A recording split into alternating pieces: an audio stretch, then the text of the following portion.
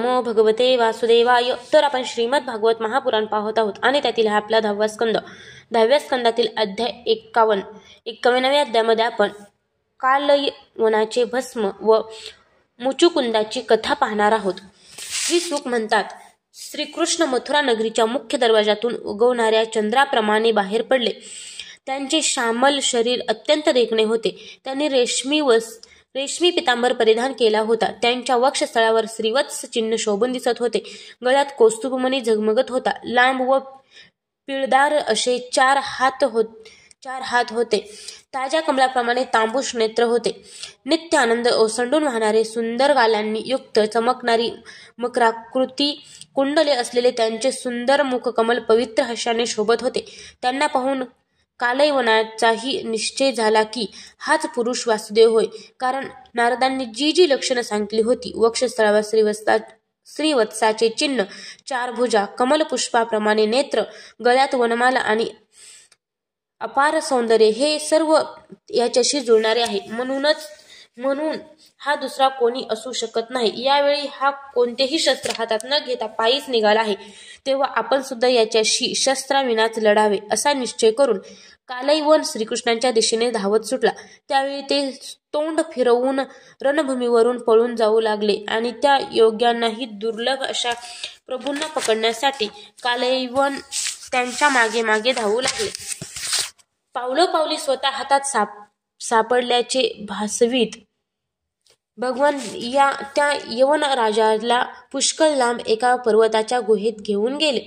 पाठीमागून पळत येणारा कालयवन वारंवार हरकत घेत, यदुवंशामध्ये जन्मलेला तुला पळून जाणे शोभत नाही असे त्यांना टाकून बोलत त्यांच्या मागे मागे पळत होता. परंतु अजून त्याची पापे नष्ट झाली नव्हती. त्यामुळे भगवंतांना तो प्राप्त करून घेऊन शकला नाही. त्याच्या निंदेकडे लक्ष न देता भगवान त्या पर्वताच्या गुहेत शिरले. त्यांच्या पाठोपाठ कालयवनही गेला. तेथे त्याने एक दुसराच मनुष्य झोपल्याचे पाहिले. त्याला पाहून कालयवनाने विचार केला की हा मला इतक्या लांब घेऊन येऊन आता सूदपणाने झोपला आहे. तो श्रीकृष्ण आहे असे वाटून त्या मूर्खाने त्याला जोरात एक लाथ मारली. तो पुरुष तेथे पुष्कळ दिवसापासून झोपला होता. लाथेच्या तडाख्याने तो जागा झाला आणि हळूहळू त्याने आपले डोळे उघडले. इकडे तिकडे पाहत असताना जवळच तो कालयवन उभा असल्याचे त्याला दिसले. परीक्षिता रागावलेल्या त्याची दृष्टी पडताच कालयवनाच्या शरीरातील अग्नी प्रज्वलित होऊन तो क्षणभर जळून भस्मसात झाला. राजाने विचारले, ब्राह्मण, त्याच्या केवळ दृष्टिक्षेपाने कालयवन जळून भस्म झाला. तो पुरुष कोण होता? तो कोणाचा पुत्र होता? त्यांच्यामध्ये कोणत्या प्रकारची शक्ती होती? तो पर्वताच्या गुहेत जाऊन का झोपला होता? श्री शुक म्हणाले, तो इक्ष्वाकू वंशातील मांधात्याचा पुत्र मुचुकुंद होता. तो ब्राह्मण भक्त सत्यप्रतिज्ञ महापुरुष होता. एकदा असुरांना भ्यालेल्या इंद्रादी देवांनी आपल्या रक्षणासाठी राजा मुचुकुंदाला प्रार्थना केली. तेव्हा त्याने पुष्कळ काळपर्यंत त्यांचे रक्षण केले. पुष्कळ दिवसानंतर देवतांना जेव्हा कार्तिकेय सेनापती म्हणून मिळाले तेव्हा ते मुचुकुंदाला म्हणाले, राजन, आमच्या रक्षणासाठी आपण पुष्कळ श्रम घेतले. आता विश्रांती घ्यावी. हे श्रेष्ठ वीरा, आमचे रक्षण करता यावे म्हणून आपण मनुष्य लोकातील आपले निष्कंटक राज्य सोडून दिले. तसेच जीवनातील सर्व भोगांचाही त्याग केला. आता आपले पुत्र, राण्या, बांधव आणि अमात्य मंत्री, त्याचप्रमाणे त्या वेळेच्या प्रजेपैकी कोणीही जिवंत नाही. सर्वांना काळाने गिळून टाकले. सर्व बलवानांपेक्षाही काळ बलवान आहे. तो स्वतः परमसमर्थ, अविनाशी आणि भगवत स्वरूप आपले आहे. गवळी जसा जनावरांना आपल्या ताब्यात ठेवतो त्याप्रमाणेच काळ सहजपणे सगळ्या प्रजेला आपल्या अधीन ठेवतो. राजा, आपले कल्याण असो. मोक्षाखेरीस आमच्याकडून कोणताही वर मागून घ्या, कारण मोक्ष देण्याचे सामर्थ्य फक्त अविनाशी भगवान श्रीकृष्णापाशीच आहे. असे सांगितल्यावर परमयशस्वी मुचुकुंदाने देवांना नमस्कार केला आणि झोपेचा वर येऊन तो पर्वताच्या गुहेत जाऊन झोपला. त्यावेळी देवतांनी सांगितले होते की, हे राजा, झोप घेत असताना जर एखाद्या अजान माणसानं त्याला मध्येच जागे केले तर तो तुझ्या दृष्टीस पडताच त्या क्षणी भस्म होऊन जाईल. परीक्षिता कालयवनाला भस्मसात करून यदुश्रेष्ठ भगवान श्रीकृष्णांनी बुद्धिमान मुचुकुंदाला दर्शन दिले. वर्षाकालीन मेघाप्रमाणे सावळे रूप असलेल्या भगवान श्रीकृष्णांनी त्यावेळी रेशमी पितांबर परिधान केला होता. वक्षस्थळावर श्रीवत्स चिन्ह होते आणि तेजस्वी कौस्तुभ मण्याने ते शोभत होते. त्यांना 4 हात होते. गळ्यात वैजयंती माळा शोभत होती. सुंदर मुखकमल प्रसन्नतेने खुलले होते. मकराकृती कुंडले कानात झगमगत होती. प्रेमपूर्ण स्मित हास्ययुक्त नजर लोकांना आकर्षित करीत होती. अत्यंत देखणे तारुण्य आणि मुदोन्मत्त सिंहाप्रमाणे निर्भय चाल. अत्यंत बुद्धिमान राजा त्यांच्या तेजाने हतप्रभ झाला. तेजामुळे जवळ जाण्यासही कठीण अशा त्यांना राजाने भीतच विचारले. मुचुकुंद म्हणाला, आपण कोण आहात? काट्याकुट्यांनी भरलेल्या या निबिड जंगलात आपल्या कमलाप्रमाणे कोमल असणाऱ्या चरणांनी का बरे फिरत आहात? आणि या पर्वताच्या गुहेत येण्याचा आपला हेतू कोणता? आपण सर्व तेजस्वी पुरुषांचे मूर्तिमंत तेज किंवा भगवान अग्निदेव किंवा सूर्य, चंद्र, देवराज इंद्र किंवा दुसरे कोणी लोकपाल आहात काय? मला वाटते की आपण 3 मुख्य देवांपैकी पुरुषोत्तम आहात. कारण दिवा ज्याप्रमाणे तेजाने अंधार नाहीसा करतो, त्याचप्रमाणे आपण आपल्या अंगकांतीने या गुहेतील अंधार घालविला आहे. हे पुरुषश्रेष्ठ आपल्याला योग्य वाटत असेल तर आम्हाला आपले जन्म, कर्म आणि गोत्र सांगा, कारण आम्ही ते ऐकण्यासाठी अंतःकरणापासून उत्सुक आहोत. हे पुरुषोत्तमा, आम्ही इक्ष्वाकुवंशी क्षत्रिय आहोत. हे प्रभो, माझे नाव मुचुकुंद असून युवनाश्वनंदन मांधात्याचा मी पुत्र होय. पुष्कळ दिवसांचे जागरण झाल्याने मी थकलो होतो. माझ्या सर्व इंद्रियांची शक्ती झोपेने हिरावून घेतली होती, म्हणून या निर्जन ठिकाणी मनसोक्त झोप घेत होतो.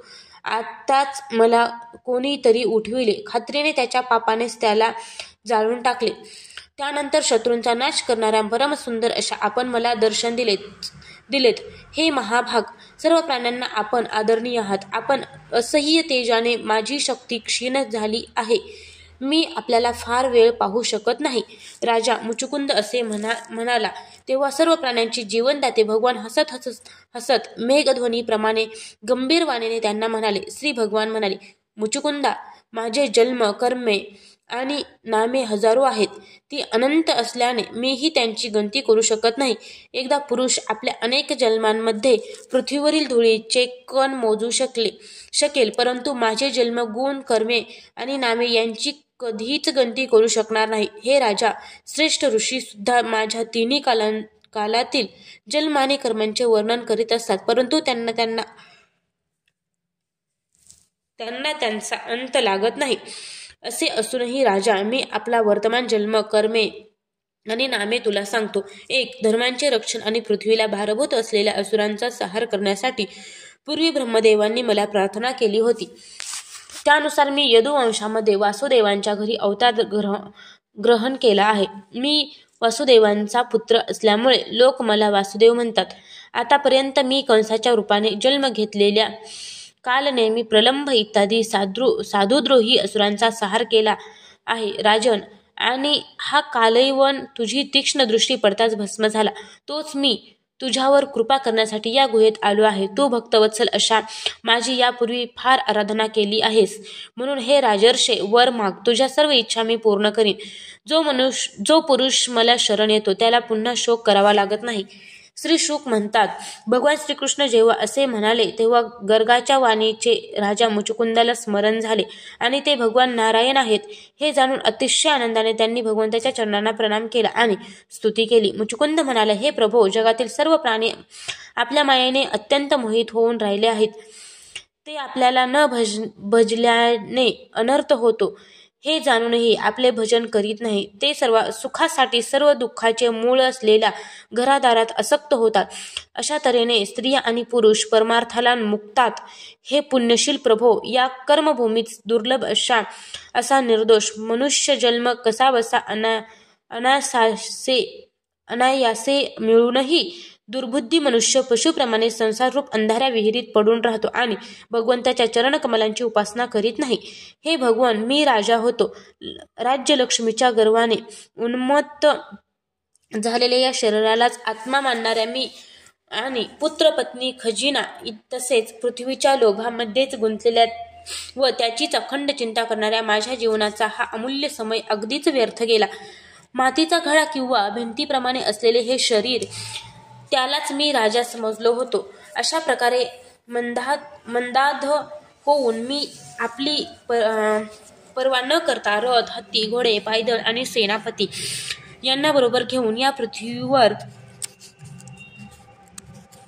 इकडे तिकडे फिरत राहिलो.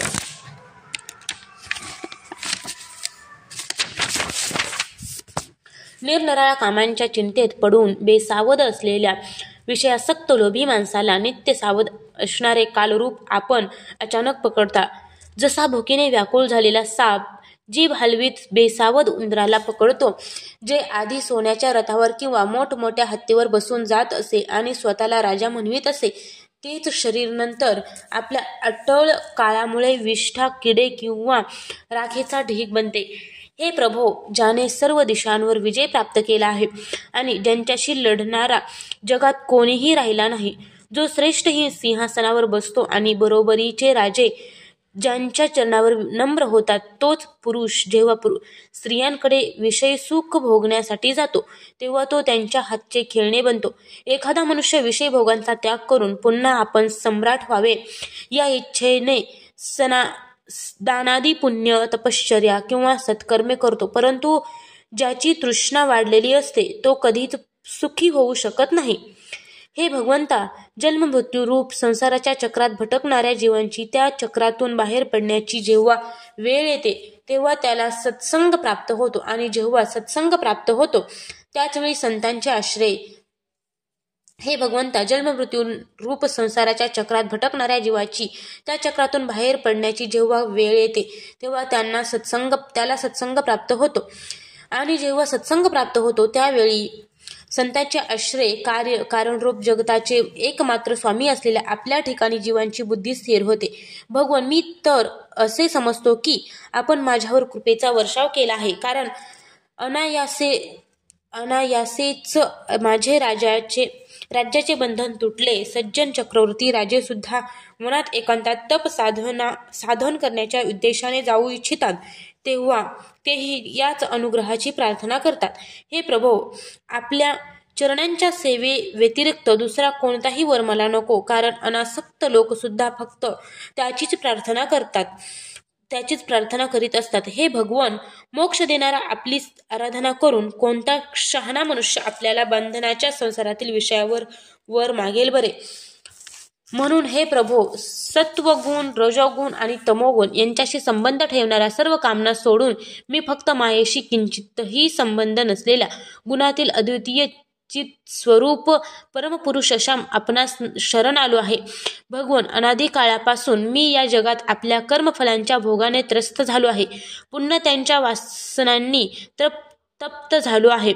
माझ्या इंद्रियरूप 6 शत्रूंनी हाव कधीही संपत नाही, त्यामुळे मला क्षणभर सुद्धा शांती मिळत नाही. म्हणून आत्मसात करून देणाऱ्या हे प्रभो, आता मी आपल्या निर्भय सत्यस्वरूप आणि शोकरहित चरणकमलांना शरण आलो आहे. आपण माझे रक्षण करा. श्रीकृष्ण म्हणाले, हे सार्वभौम महाराजा, तुझी बुद्धी अतिशय पवित्र आणि उच्च कोटीची आहे. मी तुला वर देण्याचे वारंवार प्रलोभन दाखविले तरी सुद्धा ती कामनांनी चळली नाही. मी तुला जे वर देण्याचे प्रलोभन दाखविले ते फक्त तुझ्या निश्चयाची परीक्षा घेण्यासाठी. माझे जे अनन्य भक्त असतात त्यांची बुद्धी कामनांमुळे कधीही सैरभर होत नाही. जे लोक माझे भक्त नाहीत ते प्राणायाम इत्यादी साधनांनी मनाला वश करण्याचा कितीही प्रयत्न करत त्यांच्या वासनात क्षीण होत नाहीत. आणि हे राजन, त्यांचे मन विषयांसाठी पुन्हा उचल खाते. तू आपले मन माझे ठिकाणी लाव आणि खुशाल पृथ्वीवर राहा. तुझी अखंड भक्ती नेहमी माझ्या ठिकाणी राहो. क्षत्रिय धर्मांचे आचरण करतेवेळी तू शिकार इत्यादी करताना जो पुष्कळ प्राण्यांचा वध केलास त्याचे पाप आता एकाग्र चित्ताने माझी उपासना करीत तपश्चर्येने धुवून टाक. राजन, पुढच्या जन्मी तू ब्राह्मण कुळात जन्माला येशील आणि सर्व प्राण्यांचा परम सुहृदय होशील आणि मला परमात्म्यालाच प्राप्त होशील. अध्याय 49 समाप्त.